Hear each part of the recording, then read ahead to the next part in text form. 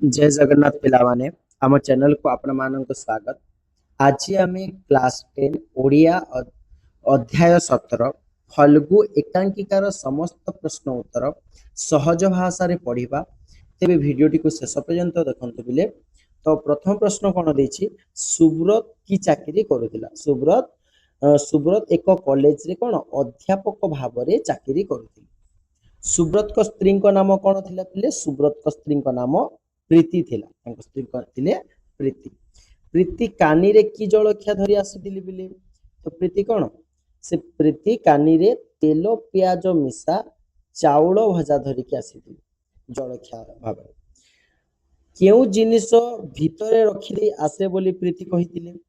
प्रीति चाउल भजा को भितरे रखी दिए बोली आसे बोली कहिथिले जेतेबेले तांको घर को कोन गेस्ट माने आसीथिले। नेक्स्ट कोन कहछि, कार किए ओल्हाई सुब्रत को घर आड़ को आसिला बेले?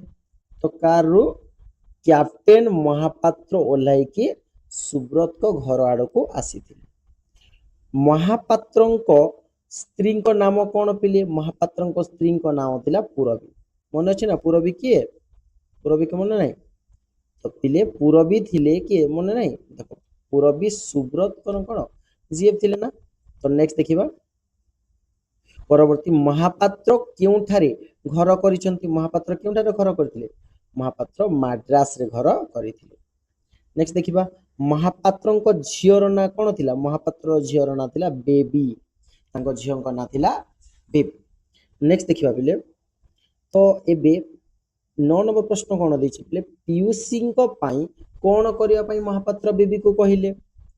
तो पीयूसी तो जिते बेले गाड़ी रो ओल्हे के आसी नथिले, तेणु तांको पई गोटिए मग कॉफी करि देबा पई महापात्र बेबी को कहिले। महापात्र केउठारु कार ड्राइव करि आसुथिले? महापात्र माद्रास रु कार को ड्राइव करिके आसुथिले। तो माद्रास रु राउरकेला महापात्रଙ୍କ साधारणतः केउथिरे जानती? तो सबुबेले से प्लेन रे जानती। से केउथिरे जानती? सबुबेले प्लेन रे जानती। 12 नंबर प्रश्न देछि बिले कटकरे सुब्रतंकर कथा तांकर काहेकि मन पड़ीगला? तो जेते बेले काठ जोड़ी पोलो ऊपर जीवा बेले बेबी तांको पिता को से पचारि देला ना एटा कोन कटक। तो जेते बेले कटक बोली कहिबारो महापात्र सुब्रत कथा मन पकाइथिले। बेबीर संध्या बेलर खाद्य कोन थिला पिले? बेबीर संध्या बेलर खाद्य फल एवं दूध खाए से संध्या बेले। भारी क्षणरागी ठीक ता बो उपरे एक कथा किए कहिसंती? कथा महापात्र तांको झियो बेबी को उद्देश्य रे कहिथिले।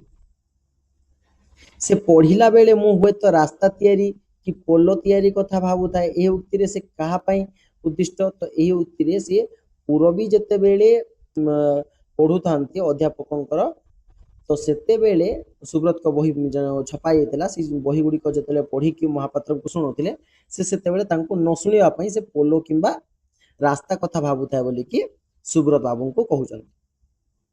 तो नेक्स्ट कोन दैछि पिले? पूरबी कहा करे बही को टिकिनिकी करी पढुथिले? तो पूरबी निज स्वामी महापात्रଙ୍କ आगरे बही को टिकिनिकी करी पढुथिले। पूरबी कहा को देवता सदृश देखुथिले? पूरबी सुब्रत को देवता सदृश देखुथिले। बेबी को आनिले तांको नेई आसी पारंते एक कथा किए कहा को कहिसंती? तो एक कथा प्रीति महापात्रन को कहिथिले। किए माद्रास रो गोटे कार दुर्घटना रे मृत्यु हेतिला पिले? माद्रास रो कार दुर्घटना रे पूरबींकर माद्रास रो गोटे कार दुर्घटना रे तांकर कोन हला मृत्यु घटिथिला। सुब्रत को क्यों खबर देवा पई पूरबी महापात्रन को कहिथिले? तो विवाह पूर्वरु जो पैकेट टी पठाइथिले ताकू केबे भी असम्मान न करिया पई सुब्रत को कहिवा पई पूरबी तांको स्वामी महापात्रन को अनुरोध करथिले तांको मृत्यु पूर्वरु। नेक्स्ट कोन दैछि पिले? पूरबी मोर सहपाठिनी। यह कहार उक्ति? तो ये के कहिथिले? सुब्रत कहिथिले तांको स्त्री को कहथिले। तो पूरबी थिले मोर सहपाठिनी बोली कि। विवाहर ठीक पूर्वरु पूरबी सुब्रत का पाख को पैकेट रे कोन पठाइथिले? तो पूरबी पैकेट रे एक गाढ़ नील रंगर गोटे कलम पठाइथिले।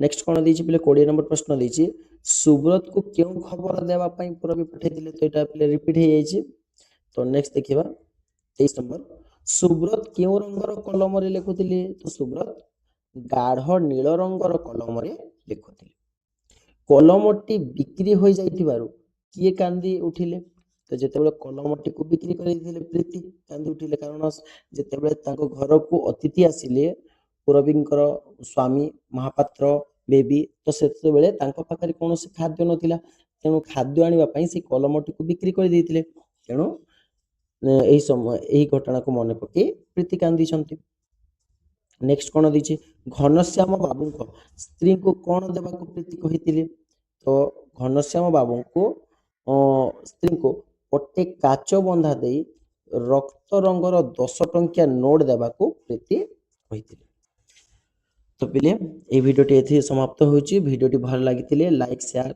एवं सब्सक्राइब करंतु धन्यवाद पुणी थरे परवर्ती भिडियो देखा पिला माने